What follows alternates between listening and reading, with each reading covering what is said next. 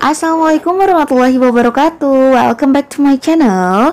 Dan hari ini kita mau mulai belajar tentang P3K dan CPNS. Nanti akan saya bagi ya, seminggu 2 kali soal P3K atau 3 kali, nanti 3 kalinya soal CPNS. Karena sebenarnya soal CPNS sama P3K itu sebenarnya hampir sama. Cuman bedanya gini, kalau soal CPNS itu dibagi 2, SKD dulu baru SKB. Tapi kalau soal P3K itu soalnya adalah soal SKD dan SKB yang digabungkan menjadi satu. Itu soal P3K. Jadi sebenarnya sama, cuma prosesnya kalau si CPNS jadi 2 kali, kalau si P3K ini cuma jadi sekali gitu. Tapi nggak usah khawatir teman-teman, kita akan belajar bareng ya. Oh ya teman-teman, nanti setelah video ini kalian bisa follow Instagram saya Mrs. Ikvi. Di situ saya ingin sedikit memberikan apresiasi untuk teman-teman semua yang sudah follow Instagram dan YouTube saya. Saya akan membagikan beberapa buku latihan CPNS dan P3K beserta kuota atau voucher pulsa ya. Jangan lupa di follow dan tulis doa atau harapan kalian di tahun ini di kolom komentar di feed Instagram saya. Oke, kita langsung saja. Ini dia soal P3K Pedagogik Part 1. Sebelum soal dan materi dimulai, tolong siapkan buku dan alat tulis teman-teman semuanya. Kenapa? Karena dengan mencatat atau meringkas pada buku tulis, kalian menulis itu akan lebih menambah daya serap pemahaman kalian pada materi ini. Oke, catat dan rangkum materi yang penting ya. Ini dia soalnya. Oke, langsung saja soal yang pertama. Seperti biasa, nanti kalian bisa pause dulu soalnya, kalian coba jawab. Nanti setelah itu boleh di play lagi untuk tahu jawaban dan pembahasannya. Oke, soal yang pertama. Pada rancangan pembelajaran terdapat contoh kompetensi dasar, yaitu mengidentifikasi jenis, sifat, dan fungsi bahan alam dari tanaman untuk produk, karya seni rupa, dan kriya. Maka, rumusan indikator yang bisa dikembangkan guru pada tingkatan kognitif mencipta atau C6 yang tepat adalah, sebenarnya soal panjang kayak gini itu, kalau untuk kompetensi dasarnya apa, itu hanya imbuhan soal aja ya, tapi yang jelas kalian harus tahu kata kuncinya. Kata kuncinya di sini adalah mencipta. Mencipta itu berarti membuat, menghasilkan sebuah produk, karya seperti itu kalau mencipta. Nah, kira-kira apa sih jawabannya? Kalian bisa pause dulu.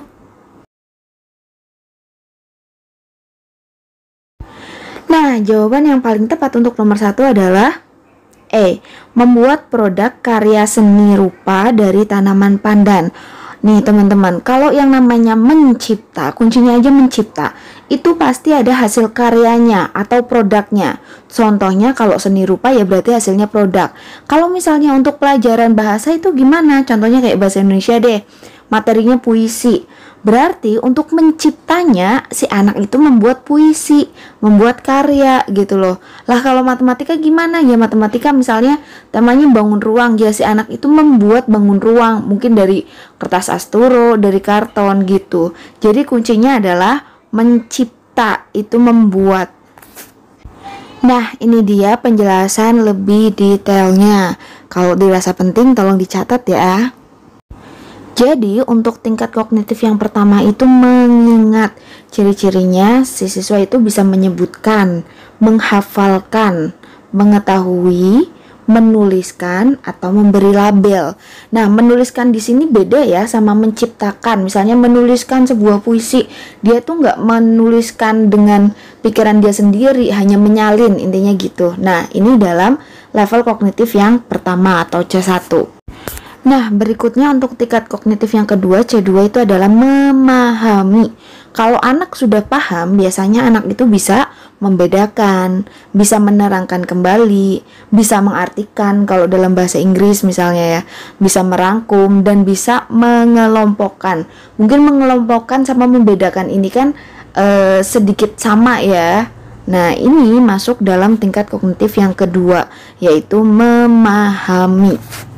Berikutnya untuk C3 adalah menerapkan, diterapkan tuh ilmunya.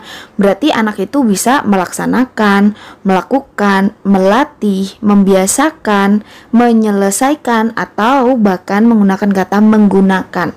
Jadi menerapkan, misalnya kita membahas tentang simple present tense kalau dalam bahasa Inggris. Nah, nanti kalau dalam level kognitif menerapkan itu berarti siswa bisa menggunakan kalimat simple present tense pada teks deskriptif seperti itu. Berikutnya untuk C4 adalah menganalisis. Apa saja sih? Menganalisis itu ada memilih, menata, menyeleksi, mendiagnosis, mengedit, atau menguraikan. Nah, kalau dalam soal bahasa Inggris nih ya, misalnya di materi bahasa Inggris itu kita beri satu teks tentang recount atau tentang deskriptif deh, bebas. Nah, kita minta tuh anak biar pinter menganalisis. Nanti perintahnya berarti tolong pilih atau seleksi verb 1 or verb 2 inside of the text. Tolong cari verb 1 atau verb 2 yang ada pada teks. Nah, itu untuk melatih kognitif anak, yaitu menganalisis.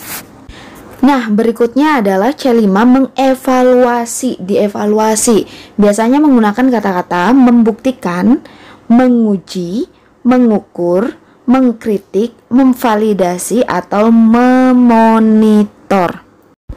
Nah, kalau untuk soal evaluasi, contohnya nih, di dalam bahasa Indonesia dengan materi pantun. Pantun itu kan harus punya pola A, U, A, U gitu misalnya ya. Nah, anak itu disediakan pantun. Nanti pertanyaannya apakah benar ini pantun? Kenapa sih ini bisa disebut pantun? Nah, anak itu nanti mengevaluasi atau membuktikan benar nggak sih polanya A, U, A, U. Nah, itu dia untuk C5, mengevaluasi. Dan yang terakhir adalah C6 atau mencipta yang tadi ada di soal. Jadi kalau mencipta ini lebih gampang, intinya harus ada produk karya. Kalau misalnya karyanya cuma membaca puisi ya boleh. Jadi ada membangun, membentuk, membuat, menampilkan, memperjelas, dan menemukan. Menemukan di sini mungkin menemukan sesuatu yang baru, menemukan ide pokok baru. Itu namanya adalah mencipta. Oke, lanjut soal nomor 2. Pada sebuah rancangan pembelajaran tertulis contoh rumusan indikator kompetensi, yaitu, sekarang kita bicaranya indikator nih. Indikatornya adalah menjelaskan kondisi operasi sistem dan komponen perangkat keras. Nah, pertanyaannya, jika seorang pendidik akan menyusun menjadi tujuan pembelajaran, maka rumusan yang tepat adalah, nah kalau tujuan pembelajaran itu kita harus ingatnya A, B, C, D. Masih ingat nggak A, B, C, D? Coba jawab dulu pertanyaannya. Silakan di-post dan jawab pertanyaan nomor 2. Jawaban nomor 2 adalah B. Kenapa? Karena tujuan pembelajaran B ini mencakup A, B, C, D. Apa sih A, B, C, D yang dimaksud? Ini dia penjelasannya. A yang pertama adalah audiens, yaitu pesertanya. Berarti harus ada kata-kata peserta didik, siswa. Nah, itu tujuan yang tepat, harus ada audiensnya. Berikutnya B atau behavior. Nah, behavior di sini adalah perilaku siswa setelah selesai pembelajaran. Contohnya, tujuan pembelajaran hari ini agar siswa bisa menuliskan kalimat simple present tense. Nah, menuliskannya itu masuknya adalah behavior. Dalam tujuan harus ada behavior. Berikutnya adalah C atau condition. Condition di sini adalah kondisi atau kegiatan pembelajaran atau penilaiannya. Jadi gini, kondisinya misalnya setelah pembelajaran recount text atau setelah siswa menganalisis teks recount. Nah, itu jadi kondisinya itu kegiatannya apa sih? Intinya gitu. Nah, degree ini adalah tingkat keberhasilan. Inginnya kita gimana? Siswa dibilang berhasil tuh kalau siswa ngapain sih? Contohnya gini misalnya, siswa dapat membedakan perbedaan simple present tense dan past tense dengan benar. Nah, dengan benarnya itu termasuk degree. Atau misalnya, siswa dapat membuat teks recount secara tertulis. Nah, secara tertulisnya itu berarti degree. Langsung nih ke contoh, ada contoh tujuan pembelajaran. Setelah melaksanakan proses pembelajaran, nah itu kan kondisi atau kegiatannya, berarti C atau condition. Siswa, nah siswanya adalah audience, ada A-nya. Berikutnya, dapat menjelaskan perbedaan puisi dan pantun. Ini berarti tingkah laku siswanya atau behavior. Dan yang terakhir adalah secara benar, itu masuknya adalah degree. Jadi contoh ini sudah lengkap tujuan pembelajaran yang betul karena mengandung A, B, C, D. Yuk teman-teman, kita nganalisis tujuan pembelajaran yang salah mulai dari yang A. Kurangnya apa sih? Kalau yang A itu A-nya audiensnya ada nggak? Ada, di situ ada siswa sebagai audiens. Behaviornya juga ada, dapat menjelaskan bla bla bla bla gitu. C-nya juga ada, setelah melaksanakan proses pembelajaran. Kalau yang A salahnya karena tidak ada degree-nya. Sampai ke behavior, menjelaskan kondisi operasi bla bla sampai proses dan input. Udah titik, itu cuma menjelaskan tentang behavior, nggak ada degree-nya, nggak ada secara benar, secara tertulis, secara lisan atau secara apa, degree-nya tuh nggak ada. Nah sekarang kalau yang C audiensnya ada, siswa, behaviornya ada, terus C kondisinya nggak ada atau conditionnya nggak ada, kegiatannya ngapain mereka dapat menjelaskan itu setelah melakukan proses apa, itu nggak ada, degree-nya ada ya secara benar. Nah sekarang yang D itu nggak ada si audiensnya, nggak ada siswanya, nggak ada peserta didiknya. Kalau yang E itu salahnya juga sama dengan yang D, tidak ada audiensnya. Jadi sampai sini paham ya gimana sih caranya menyusun atau memilih tujuan pembelajaran yang benar. Soal-soal kayak gini tuh biasanya bacaannya panjang, dan kalau kita nggak teliti kita tuh bisa terkecoh. Padahal yang penting kuncinya itu aja, ada A, B, C, D gitu. Lanjut, nomor 3.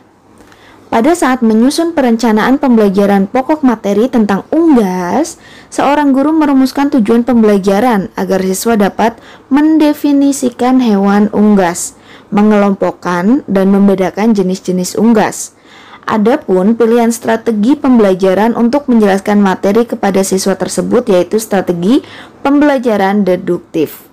Mendasarkan tujuan dan strategi pembelajaran tersebut mencerminkan ragam pengetahuan yang jenisnya A. Fakta, B. Prosedur, C. Keterampilan, D. Konsep, dan E. Prinsip.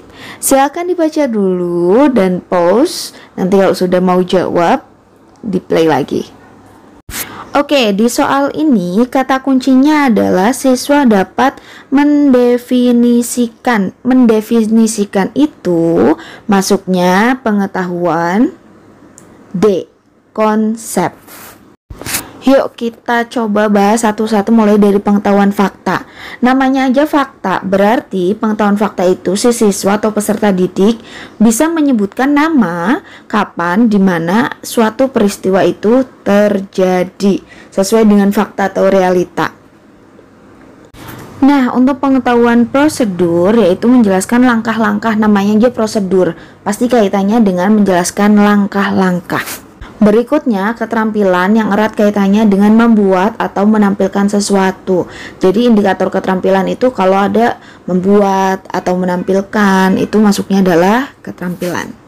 Yang terakhir adalah prinsip, kaitannya dengan menjelaskan hubungan antar berbagai konsep, atau lebih simpelnya adalah sebab akibat. Kalau ada sebab akibat itu kaitannya dengan prinsip. Nah, itu dia tadi indikator ragam pengetahuan.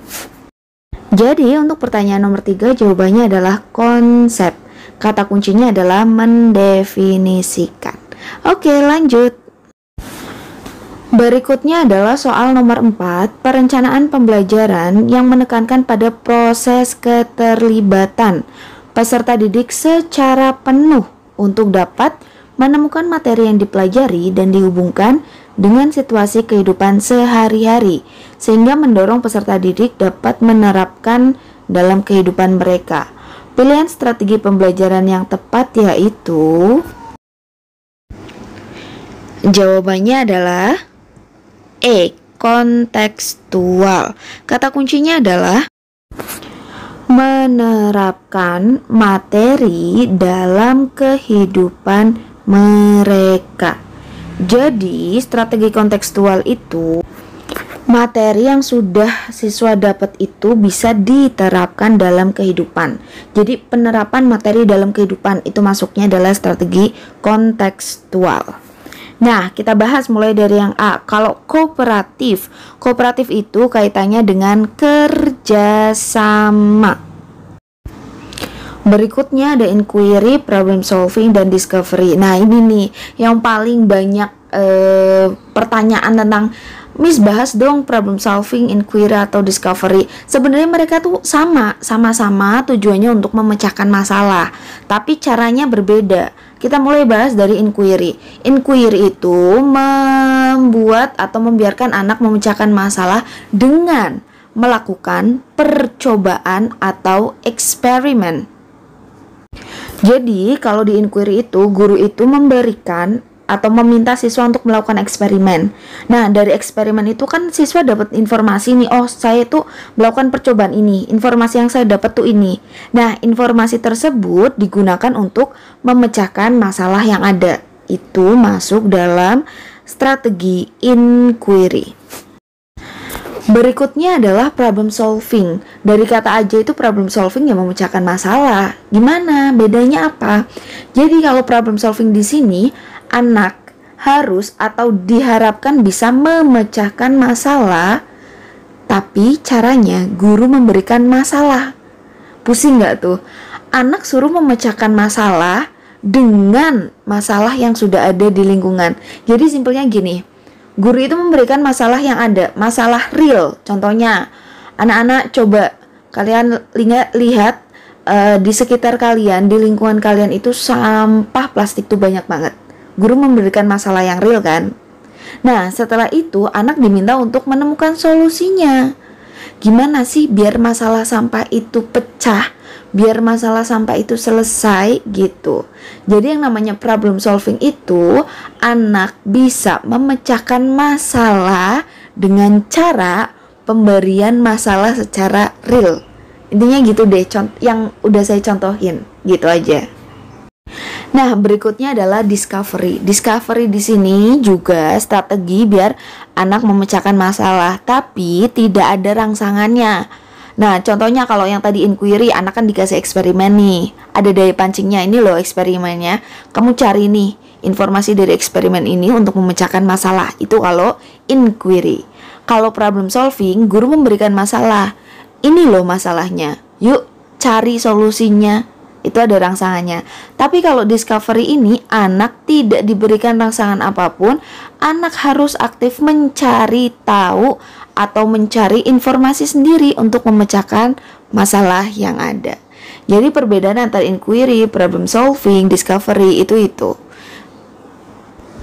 Biar lebih jelas lagi, nanti akan saya berikan contoh soalnya lagi yang kaitannya dengan 3 strategi ini. Oke, next, nomor 5. Saat merancang pembelajaran, seorang guru ingin menyederhanakan konsep, prinsip, hukum yang kompleks sehingga dapat memperjelas penyajian pesan secara tertulis. Kira-kira media apa sih yang paling tepat dipilih oleh guru tersebut? Nah, ini kaitannya dengan media. Kata kuncinya di sini adalah menyederhanakan konsep. Jadi ada konsep tuh banyak. Gimana sih cara menyederhanakannya? Kira-kira pakainya apa? A, B, C, D, E?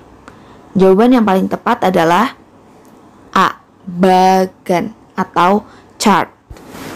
Jadi ada banyak konsep dibuat sederhana gitu loh, disederhanakan. Ya kita buatnya dengan cara bagan gitu. Nah, kita bahas ya yang B, ada APE atau alat permainan edukatif. Nanti kalau di sini tuh berarti kaitannya dengan sesuatu yang tidak membosankan. Kira-kira media apa sih yang digunakan kalau guru ingin anak itu belajar sambil bermain agar pembelajarannya itu tidak membosankan? Nah, itu jawabannya baru APE. Berikutnya, kalau flip chart itu apa? Kalau flip chart itu tidak masuk dalam media pembelajaran, tapi alat pembelajaran. itu flip chart. Bentuknya tuh seperti ini. Berikutnya untuk foto dan gambar itu, kalau misalnya seorang guru ingin memberikan pembelajaran yang lebih konkret atau nyata. Jadi kalau kaitannya dengan konkret atau nyata itu menggunakan media foto, gambar, atau video. Itu dia untuk media pembelajaran. Nah itu dia tadi untuk soal pedagogik part 1. Walaupun cuma 5 soal ternyata sudah hampir 20 menit sendiri. Gak apa-apa walaupun sedikit-sedikit, tapi yang penting teman-teman tuh paham dan jelas dengan materinya. Nanti akan ada lanjutan lagi di hari Selasa dan Rabu. Kita tunggu, selamat berjuang teman-teman. Dan jangan lupa follow Instagram Mrs. Ikvi karena akan ada latihan harian, latihan soal harian dan giveaway untuk teman-teman. Oke, thank you. Wassalamualaikum warahmatullahi wabarakatuh.